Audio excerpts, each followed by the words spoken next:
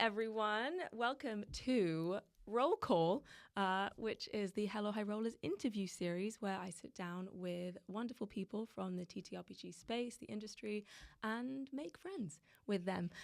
So joining me today is the wonderful Sam Russell from Shoot from the Hip Improv. They are an improvisation company. Troupe. Are we saying troupe these days? Online sensation. Online sensation. Actually, yeah. They're an online sensation. We're an improv comedy group. I think it's very. I'm trying to explain what we do for a living to anyone who has a normal job. They sort of look at you like you're slightly crazy. It's like, I jump around with 3 friends from university on stage 6 times a month. And then put it on the internet and make up silly voices and stories. But hey, it's fun. And they're very successful at it. They got a lot of views and a lot of followers. But the reason that Sam is here today, and we'll get on to this, is that they are launching Roll from the Hip, which is your new D&D campaign, which is super exciting. Yeah. But first, shall we talk about how you got into improv and the whole Shoot from the Hip story? Sure, absolutely. So I got into improv through being bullied. So everyone who was in Shoot from the Hip and who is in Shoot from the Hip went to Royal Holloway University, which is a lovely place just by Windsor. Weird fact about Royal Holloway, it's got one of the most flammable buildings in the country. The Founders Building, which is beautiful, is so old that the insulation is hay. But then that hay got infected by rats. And so to kill the rats, they soaked the hay in paraffin. Which basically means that if there is a fire at Windsor Castle when the king is there, but also at Royal Holloway, the fire brigade have to come to Royal Holloway first. Weird university fact. A great fact. Yeah. Wow. So the insurance for our sort of leavers ball was incredibly expensive. So our tickets were like going to Glastonbury. But anyway, that's just some background. So there was essential background. There was an improv society at Royal Holloway, which I think only started the year before I joined, which is called the Holloway Players, and I was doing classics and drama.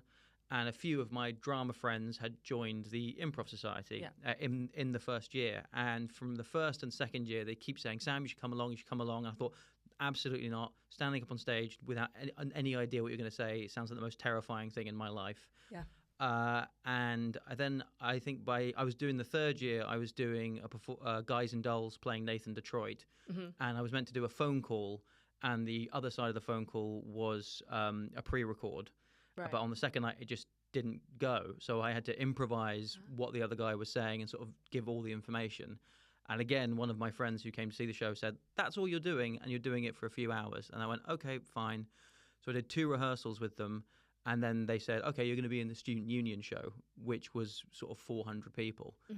And I think they're so nervous beforehand, stepped on stage, and the first time you get a laugh from just something that's jumped into your head, you're like, well, I can do this forever and make this a career and it's a nice keep feeling, going. Isn't it? It was very, very nice. Oh, wow. So fate kind of pushed you into it then. Yeah, very much sound cue so. Not happening. Yeah, that was the straw that sort of broke the camel's back and allowed me to do this.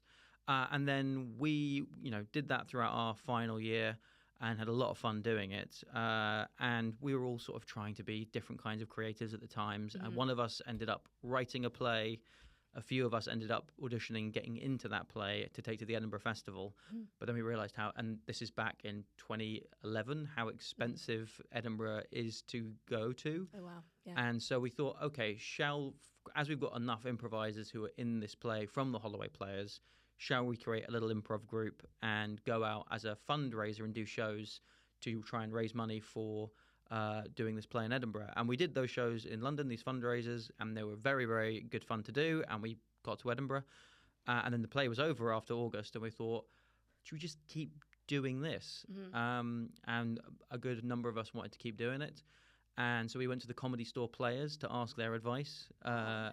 And we came into the back room and they said, so you want to do improv professionally? Don't. But if you do, go and find a comedy club in London that has a free night and say, you're empty.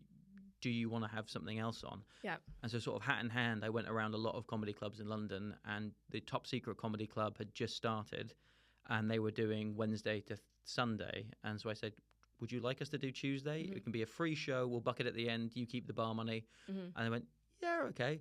And we did every Tuesday there for about 7 years. Wow. Yeah. Oh my God, amazing. And that's sort of how it all started, and we kept doing other shows sort of around. But Yeah. it was basically free show with a bucket, throw in what you want. And again, people not coming to see improv, Yeah. people coming to a comedy club expecting stand-up. Yeah. So I think we sort of developed our style of improv by going, we have to be as quick as possible and get people know that this is going to be fine, which is why we did this sort of short form half and then the long form half. Well, yeah, I was going to ask about the structure. So Yeah, you do, that's your thing. You do games at the beginning, Yeah. warm everyone up. And then what kind of stories do you tell? Is it like a little like film? Because we do our show Mischief Movie Night, which is like, it's probably a very similar idea. You just Again, tell the story. we sort of basically just get a title from the audience and then go. Okay. So it can sometimes be a sort of kitchen sink drama.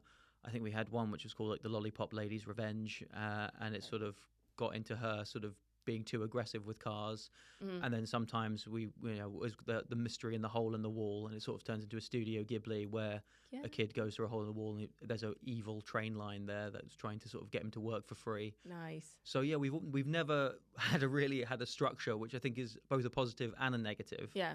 Is like we will do whatever the title sort of, and whoever basically goes first usually sets the tone. Yeah, that being said, there was one where it started off with a very boring scene of two city planners, and then I think I just said I'm going to come on as a zombie, and then we had a time skip and it was a zombie apocalypse. I love sort of that story. Yeah, you got to start. You've got to start with something low key. You got to. Yeah, definitely. Don't go to crazy town too quickly. Exactly. Which we did do a lot when we were first starting out. Yeah. Well, that's so cool. So you do the games as well. Do you find that is like a nice balance between games and long form? What do you have a preference of what you like to do? I think that the games are incredibly necessary for firstly keeping you quick, not getting too self-indulgent and proud of yourself. Yeah. Because I think it's like, I think we all think that the improvised plays that we do in the second half are more worthy and more artful and more like, I think, very much difficult to do. But we always have to understand that the reason there is an audience there is because they saw a really funny game of letters on TikTok or Instagram. Yeah. So if they turned up to a Shoot from the Hip live show and you're just doing a 2-act with a long form serious play, it's never too serious. But they're there to see the thing that they've seen online. Yeah. And then what's really nice is they find those from shorts and reels and TikTok, and then they move to YouTube where we have the full half an hour to 50-minute improvised plays.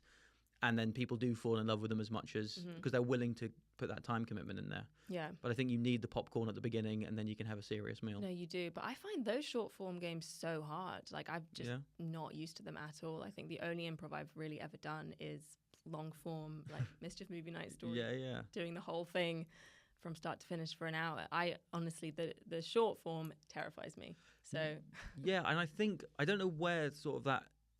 There seems to be, especially when I did some workshops and some teaching, there seems to be a little bit of a looking down on the short form, on it being sort of like you're just doing the Who's Line games or something like that. But I think that there is they do teach a series of skills and a series of jump and justify. They're hard, and you have to be. It's just like be funny. That's the most stressful. Well, again, when we were doing our workshops, it's never sort of be funny. It's just say the first thing that comes to your head. Yeah. And it doesn't matter what, especially if with the games, if we're playing change. Yeah. There's no pressure on you. Yeah. It's if I'm saying change, I'll keep going until I think what you've said is a nice point of the story to move forward. No, that's true. But I think from the outside they can be a bit intimidating. Yeah. But when you realise that there is someone else in control, and also they like it when you mess up. Like that's true. If you're doing a one word at a time story and you accidentally say 2 words, then they enjoy that as well. Yeah. No, that is true. God, improv. It's so much fun. It's so much fun. Were you at the Fringe this year? We did do the Fringe this year. We've only gone a couple of times. Did the last 3 years, and we sort of did the first year 2 weeks in sort of a 120-seater, and then 190-seater last year. And doing the 2 weeks was really fun.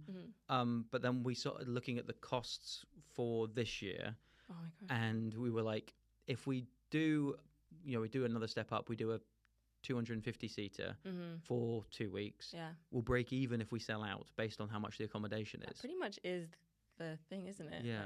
I was there for a few days. And my gosh. So we took a gamble. We did the Pleasance Grand for 3 days. Okay, great. Doing 4 shows, and so the accommodation was way cheaper. Yeah. The energy levels were good, and I think we'll probably have hopefully made some money at the end. Yeah, 4 shows a day. No, so 4 shows across the 3 nights. I was gonna 4 say. shows a day is crazy. Nice. I'm not in my 20s anymore. That was the old Sam at the Fringe saying yes to every opportunity. But no, just doing our shows. Okay, great. And where do you guys do your shows now?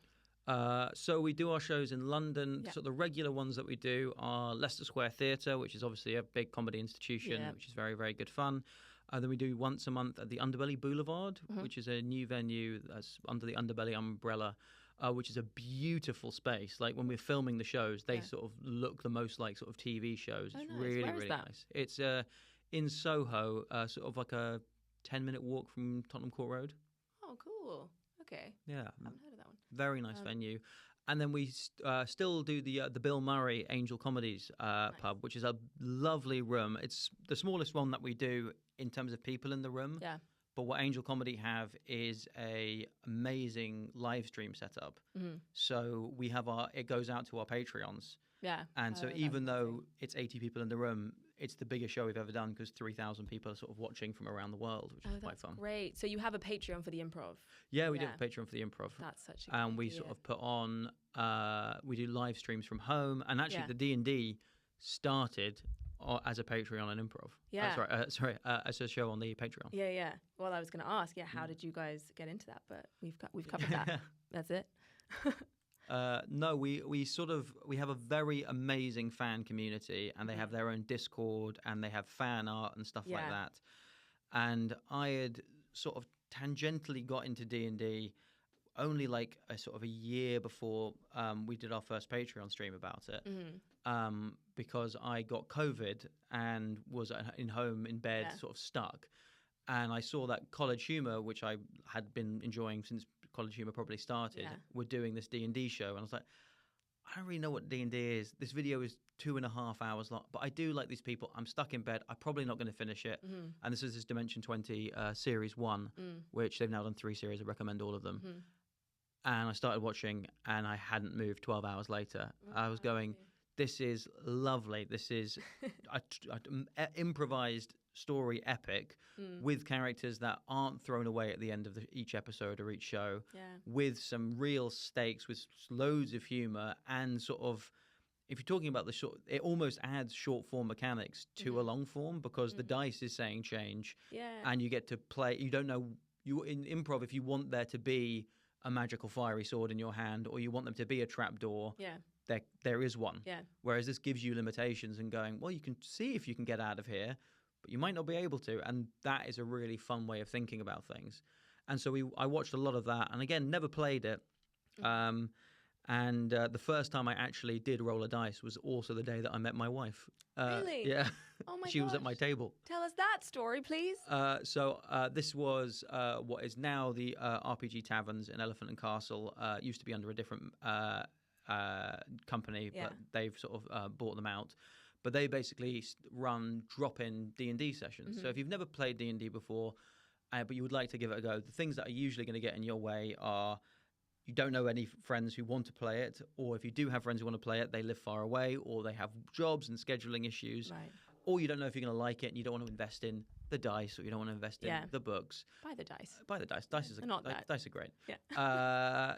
You go there and you make a tiny little character sheet, and there's a sort of character building workshop before the evening starts. Oh, that's cute. And they basically hold your hand through the first session, and you get put at a table with strangers. And I was there for my first time, coming from work, so dressed sort of in like a suit in this sort of D&D bar, looking very out of sorts. And this woman came up to me and said, "Oh, you look quite nervous. Here's a shot of tequila. You're going to come and sit at our table." So I thought, oh, okay. And sort of we played, very silly characters together for a few hours. And then a couple of weeks later, we went on our first date. And now we are married and have a baby. So D&D, you can find yourself. I keep saying to all my single friends, is like, if you want a good sort of meet some new people, if you were a little bit nerdy, if you're a little bit creative, if you like a little bit competitive, you want to play a game, go and play some D&D with some strangers, because people do come out of their shells when they're playing it. It's a really fun. Well, it worked for me. I'm not saying it's going to work for everyone. That's such a nice story. Because, yeah, I think you're right. You do. I mean, I certainly feel like I'm more liberated when I'm with strangers, maybe. You just don't have the pressure. I mean, obviously, you've been improvising with your guys for like, well, since university? Yes. So you're probably pretty comfortable with each other. Pretty comfortable with each other. Almost too comfortable. But sometimes, I don't know, when I was playing D&D before we started the show just with friends, I was way more shy to do, I don't know, because your friends know you as a certain type of thing. So then you're like, oh, I'm this other thing in front of you. But yeah, if it's a group of strangers. Yeah, go wild. Who are you? Yeah. And we played there a couple of times, and then, work and things got sort of in the way and things like that. But then going back to why we did it on Patreon, one of our fan artists drew us as 4 D&D characters. So Tom was sort of a squid man named Falmouth, and there was a cleric, and they gave us all the classes and they gave us the species and stuff like that. And we were doing live streams for the Patreon, which were basically what we started in COVID, which was a version of our show, but just from the couch. And so I sort of said, should we just try doing a D&D thing? We'll get a fundraiser on it. We need a new camera. Yeah. And then the reaction was insane. Oh, yeah. And we've done 2 episodes, 2 one-shots of those characters, and still to this month, people will come up to me after live shows and go, here is a figure of Ashen from the Bitter Sweethearts. We love them. I know. It's so great when people... Well, just do fan art in general. Yeah. Amazing. So good. So cool. Just it's like, oh, there it is. This thing is tangible now. But tell us about, so what was the first campaign? Is that the same one that you filmed, or is that a different? No, that was a completely different one. So these were like a one shot, which then we thought that was really fun. But then the patrons very much wanted a second one, and so we thought we'll do another one, which was kind of tricky because we'd sort of tied it off, and then I think. We are going to try and bring that back at least once, probably for the Patreons, but it was very much a pure fantasy classic D&D setting. And we thought if we wanted to do something to the public, which we then, after the success on the Patreon, thought, should we try and give this a go and do something that everyone can see? We just went through a bunch of different concepts and ideas and settled on the Playground, which is 4 cursed boys get sent to a boarding school for cursed boys called St. Churnley's, and the curse is kind of a sort of stand-in for their classes, basically. I love that idea. 4 cursed boys. They're all very, very sweet. We're all and we're all in proper boarding school uniform. Well, yeah, I've seen some. Well, the trailer. Yeah. So we had a lot of fun with that, and we're all, playing very sort of cute 11-year-olds who are, fighting monsters and dealing with turning into werewolves, and the bard has musical farts that he uses to give inspiration to people. But yeah, it was, and we gave this to our DM as a concept, Tom Midgley, who is a fantastic dungeon master. Was he part of your group before? Or no, he did go to university with us, though, cool. But he was younger than us, and he was in the Holloway Players and sort of kept it going when we left.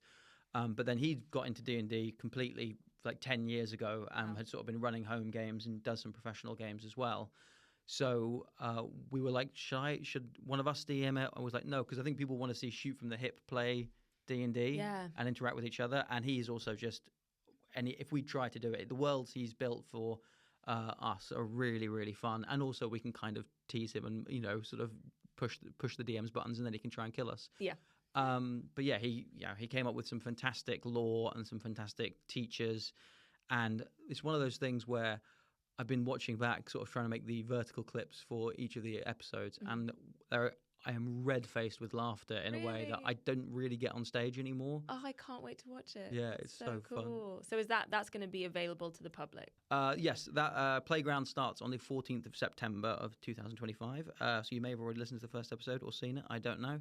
We filmed it a long time ago, so it's sort of been one of these things which we've been editing and working on and trying to fix some sound issues. There's a lot of teething things that were coming with it. Yeah. And so it's like, it's going to be very exciting to see what people actually think of this thing that we've, weirdly for improvisers, been working on for a long time. When did you film it? How long? January. Oh, wow. Yeah. Yeah. That's crazy. Wow. So exciting. Well, I truly cannot wait to watch. That sounds awesome. And you did, so it's 4 episodes, did you say? Yeah, 4 episodes, which again was sort of like, we don't know if this is going to be like a shoot from the hip that we do, equal, that we're doing sort of all the time, or whether it's something that we do when we have the time and we have the funds, we have the energy to do it. So we thought we'd do 4 episodes because we could budget for 4 episodes. And we have Luke from Shoot from the Hip lives in Spain.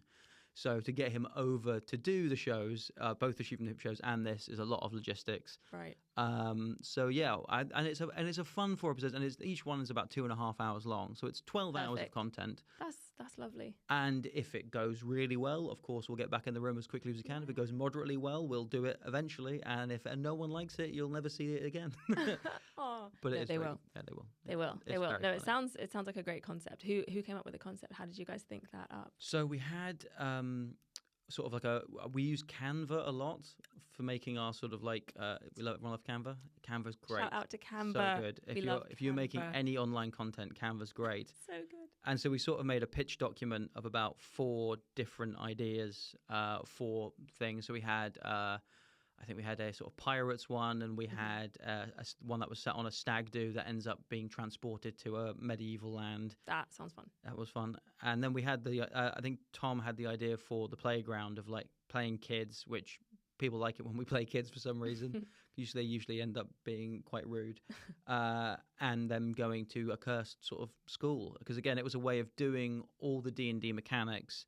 But if you're not a D&D fan, you're a Shoot from the Hip fan first. Yeah.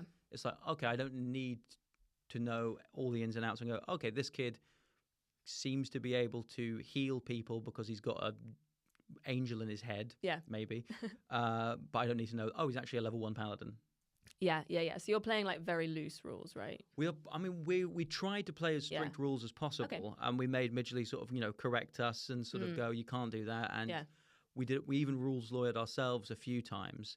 Yeah. There's a few times where I think he was like, rule of cool, we'll give you advantage on that one. But we are definitely wanting to make it so there aren't people watching it going, well, they're not playing D&D. We are playing to the best of our ability, mixed as that might be. So you're doing another season. We have already filmed another season because, again, the amount of time it's taken to turn around Playground in terms of the editing and getting the artwork done, we were like, we should just get the ball rolling on the second one. Yeah. We've got a whole sister YouTube channel. So we have Shoot from the Hip, and then this is Roll from the Hip, which is all the D&D content, which is on, again, all the socials. But the episodes are only being released on YouTube. And so the second series, which we'll have a teaser trailer for at the end of Playground, I'm not sure exactly how much of it I'm allowed to talk about, but it is a different setting, which Tom Midgley has. Again, we basically said to him, we would like to do British gangsters, but in D&D. And he went, got it. And he came back with an amazing pitch document of like, this is my version of London with all these fantasy sort of gangster tropes in there. Oh, it's so fun. But yeah, we are. I looked at the first edited half an hour of that today. Very excited for that coming out as well.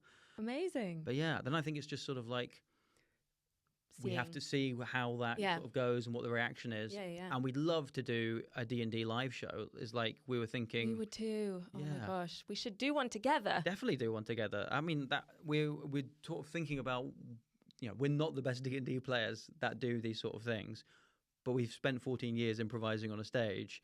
Yeah. We could probably do quite an exciting live show. And, the Critical Role, Dimension 20 people are selling out sort of the O2 Arena, and I think Critical Role are doing Edinburgh Castle. I'm not saying we should do that, but... I think we should. Let's book Edinburgh Castle. Yeah.